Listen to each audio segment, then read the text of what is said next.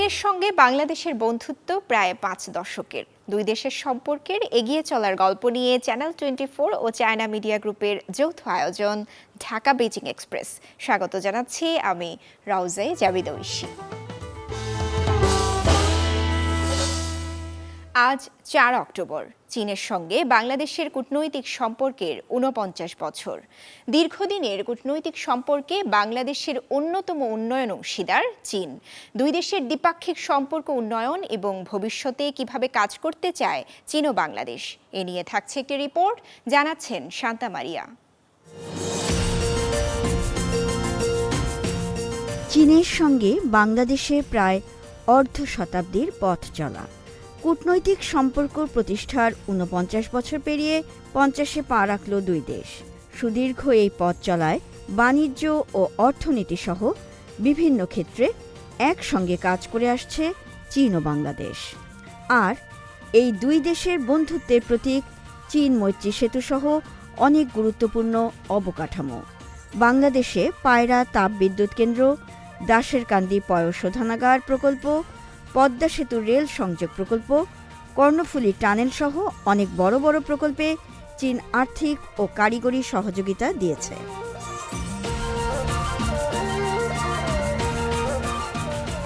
সম্প্রতি ঢাকায় চীনা দূতাবাস আয়োজিত এক অনুষ্ঠানে বাংলাদেশ ও চীনের কূটনৈতিক সম্পর্ক নিয়ে বিশিষ্টজনেরা তাদের অভিমত ব্যক্ত করেন।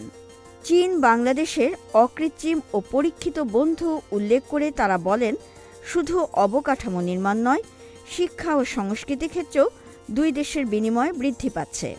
দুই দেশের সম্পর্ক আগামীতে একটি নতুন উচ্চতায় এগিয়ে যাবে বলেও প্রত্যাশা ব্যক্ত করেন তারা।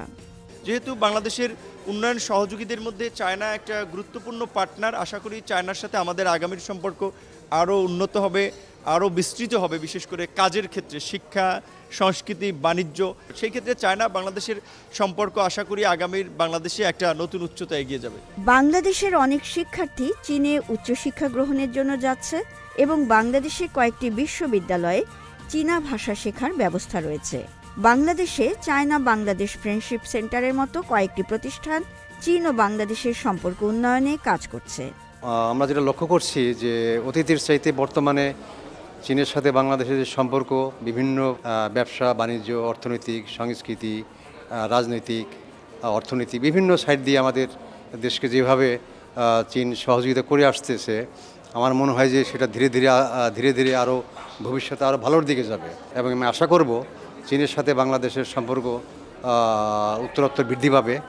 এ সময় বাংলাদেশের অন্যতম প্রধান রাজনৈতিক দল বিএনপির মহাসচিব মির্জা ফখরুল ইসলাম আলমগীর জানান, 75 বছর আগে যখন চীন স্বাধীনতা যুদ্ধ করে এবং তারা স্বাধীন হয়, তখন তারা একটা অত্যন্ত অনুন্নত দেশ ছিল।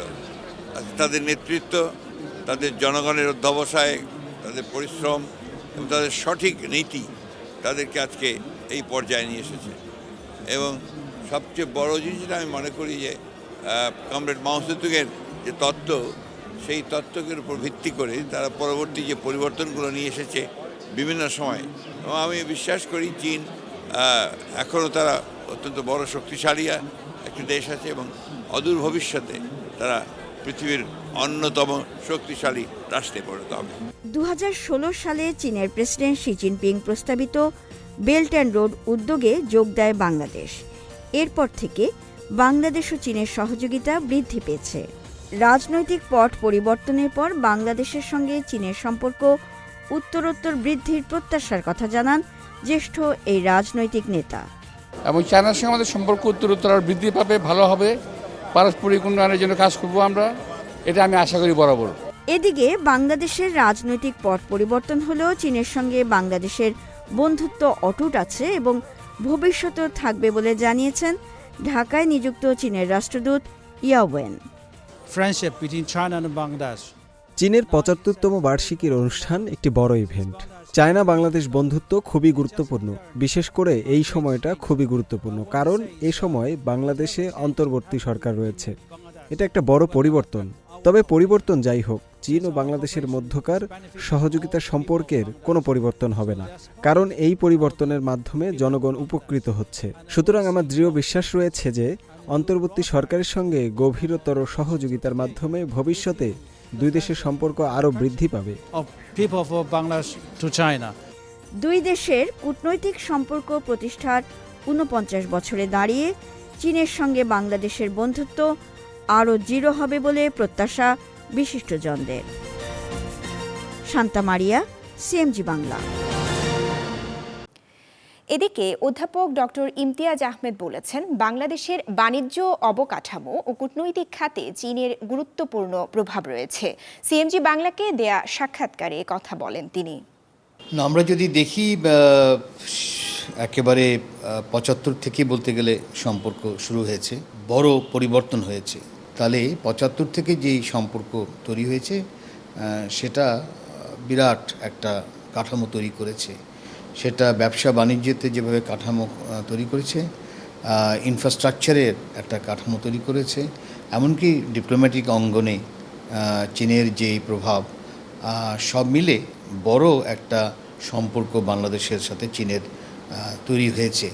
তো সেই হিসাবে আমরা বছরখানেক আগে দুবার সার্ভে করেছিলাম যে জনগণ চীন সম্পর্কে তাদের চিন্তাভাবনা কী, এবং পুরো বাংলাদেশ জুড়েই এই সার্ভে করা হয়েছিল।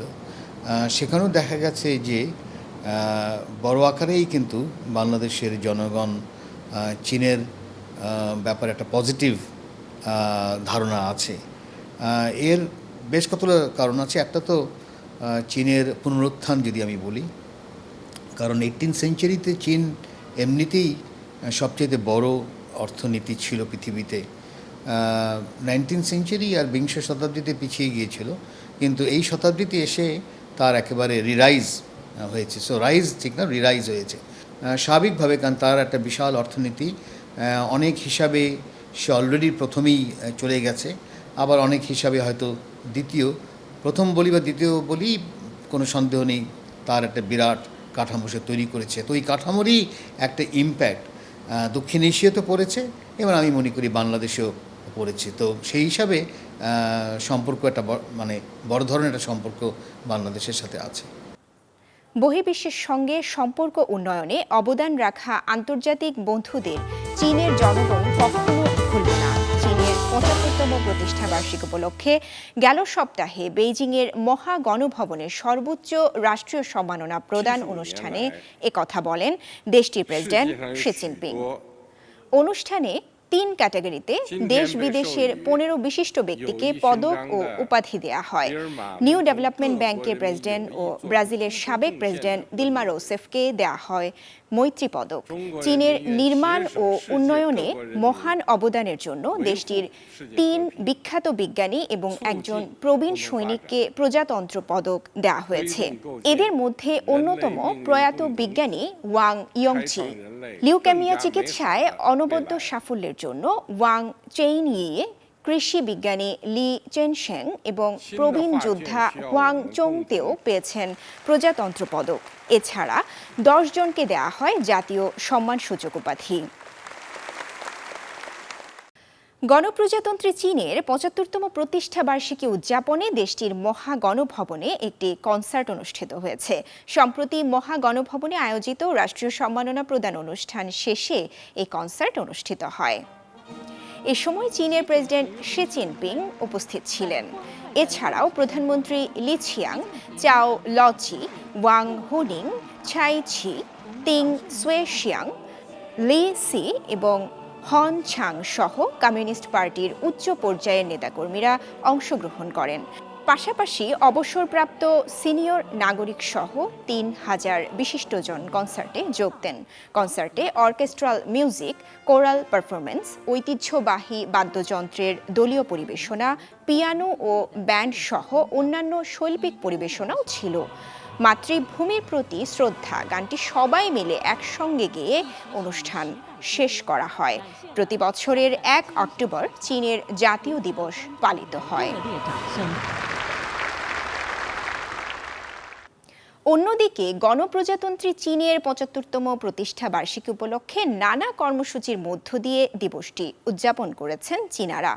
জাতীয় দিবসে প্রতি বছরই চীনে ৭ দিনের ছুটি থাকে, তাই দেশ জুড়ে দিবস কেন্দ্রিক উদযাপনের আমেজ বিরাজ করে। মঙ্গলবার দিবসটি উপলক্ষে চীনের জাতীয় পতাকা উত্তোলনের পাশাপাশি পালন করা হয় পূর্ব নির্ধারিত কিছু কর্মসূচি। দক্ষিণ পশ্চিম চীনের ইউন্নান প্রদেশের লিচিয়াং শহর, আনহুই প্রদেশের হুয়াংশান শহর, উত্তর পশ্চিম চীনের সিনচিয়াং উইগর স্বায়ত্তশাসিত অঞ্চলের প্রাচীন শহর কাশগারের রাস্তাগুলো জাতীয় পতাকা দিয়ে সাজানো হয়। এদিকে পূর্ব চীনের শান্তং প্রদেশের ছিংতাও শহর, মধ্য চীনের হুবেই প্রদেশের সিয়ান, উত্তর চীনের হোপেই প্রদেশের সিচিয়াং ঝুয়াং এবং দক্ষিণ পশ্চিম চীনের সিচুয়ান প্রদেশের ইয়েফিন সহ দেশের বিভিন্ন প্রদেশে রঙিন আলোকসজ্জার ব্যবস্থা করা হয়।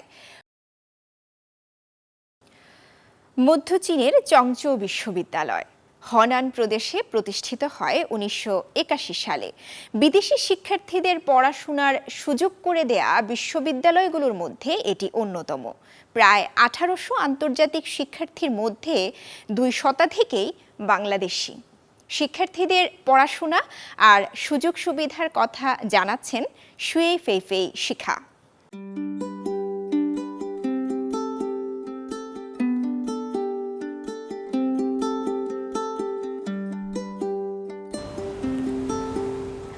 বন্ধুরা, আমি এখন মধ্য চীনের হেনান প্রদেশের চংচৌ বিশ্ববিদ্যালয়ে আছি। এটি এমন একটি জায়গা যা বিভিন্ন দেশ থেকে আসা বিদেশি শিক্ষার্থীদের স্বপ্নের লালন করে। বাংলাদেশের ২০০ জনেরও বেশি শিক্ষার্থী এখানে নিজের স্বপ্ন পূরণের পথে এগিয়ে চলছে। আজ আমরা তাদের জীবন এবং লেখা সম্পর্কে কিছু জানব। তাদের জন্য চংচৌ বিশ্ববিদ্যালয় শুধুমাত্র একটি লেখাপড়ার জায়গা নয়, ভবিষ্যতের জন্য এটি তাদের আশা ও আকাঙ্ক্ষা বহন করে। অনেকেই বিশেষ সাধনার জন্য এই বিশ্ববিদ্যালয়টিকে বেছে নেন। আন্তর্জাতিক ছাত্রদের জন্য চংচৌ বিশ্ববিদ্যালয়ের শিক্ষা কার্যক্রম ১৯৮১ সালে শুরু হয়েছিল।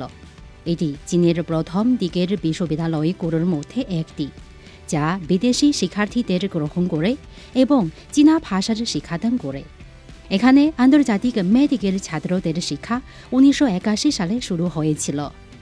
এটি সর্ব ইংরেজি স্নাতক মেডিকেল ছাত্রদের প্রশিক্ষণের জন্য প্রথম প্রতিষ্ঠানগুলোর মধ্যে একটি। অনেক বাংলাদেশি শিক্ষার্থী এখানে মেজর হিসেবে মেডিকেল বেছে নেয়। কেন? কারণ এখানের চিকিৎসা শিক্ষা কেবল দেশীয়ভাবে বিখ্যাত নয়, আন্তর্জাতিকভাবেও উচ্চ স্বীকৃত। আমি একজন মেডিকেল স্টুডেন্ট, আর এই ইউনিভার্সিটির আন্ডারে যে হসপিটালটা আছে এটা হচ্ছে সবথেকে বড় হসপিটাল। তো একজন মেডিকেল স্টুডেন্ট হিসাবে আমার একটা বড় সুবিধা হচ্ছে যে আমি ওয়ার্ল্ডের সবথেকে বড় হসপিটালে প্র্যাকটিস করার সুযোগ পাচ্ছি। অ্যাজ মেডিকেল স্টুডেন্ট এখানকার ইউনিভার্সিটি MCI অ্যান্ড WHO দ্বারা অ্যাপ্রুভড করা। তো আমার এখান থেকে পড়ার পরে আমার ভবিষ্যৎটা অনেক ভালো হবে। আমি যে কোনো বিশ্বের যে কোনো জায়গায় খুব সহজেই অ্যাপ্লিকেশন করতে পারবো। আর যেহেতু এখানে অলরেডি অনেক বাংলাদেশি আসছে, এখানে এমনিতে একটা বাংলাদেশি এনভায়রনমেন্ট তৈরি হয়ে গেছে, পরিবেশ তৈরি হয়ে গেছে। তাতে স্টুডেন্টরা বিদেশে এসেও বাংলাদেশের মতনই একটা স্বাদ পায়। আমাদের লেখাপড়ার পরিবেশও খুবই ভালো। প্রথমে আমাদের ক্লাস করতে হয়েছিল, আমাদের টিচাররা খুব বেশি কোঅপারেটিভ ছিল আমাদের সাথে। ওরা অনেক বেশি সাপোর্ট করেছে, যেহেতু আমরা নতুন একটা কান্ট্রিতে এসেছি, এখানকার ভাষা আমাদের জন্য নতুন ছিল, সব কিছু কালচার অন্যরকম ছিল। সো তারা আমাদেরকে অনেক বেশি সাপোর্ট করেছে।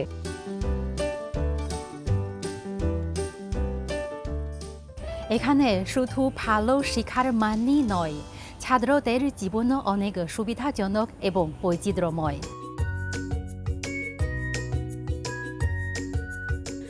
চংচৌ বিশ্ববিদ্যালয়ে জীবনের প্রতিটি বিষয়কে যত্ন নেওয়া হয়। মুসলিম শিক্ষার্থীদের জন্য বিশেষভাবে একটি হালাল ক্যান্টিন আছে। একটি উষ্ণ এবং সহনশীল পরিবেশ তৈরি হয়েছে।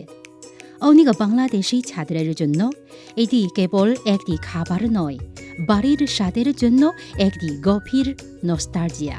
তো এখানে আমি একটা জিনিস বলতে পারি যে জ্যাংজোতে আপনার বাংলাদেশের মতো খাবার দাবার শুরু করে বসবাস পরিবেশ সব কিছু অনেক ভালো, কারণ জ্যাংজোর ওয়েদার অনেকটা বাংলাদেশের মতো।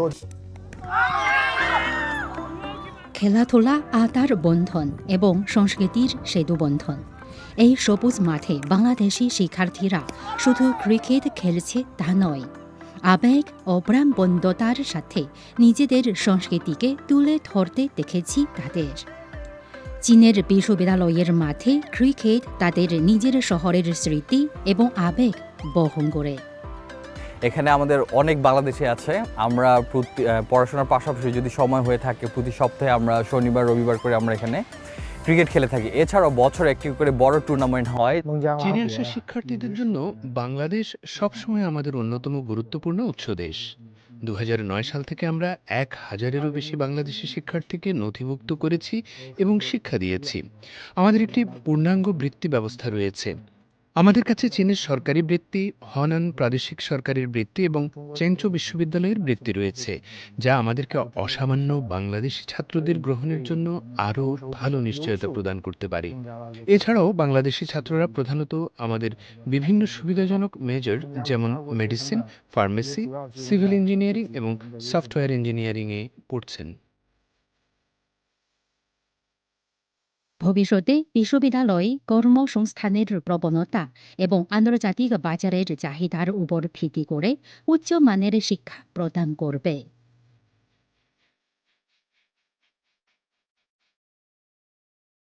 অধ্যয়নের রাস্তাটি স্বপ্ন নিয়ে একটি যাত্রা এবং প্রতিটি যাত্রা হৃদয়ের আদর্শে পৌঁছানোর জন্যই।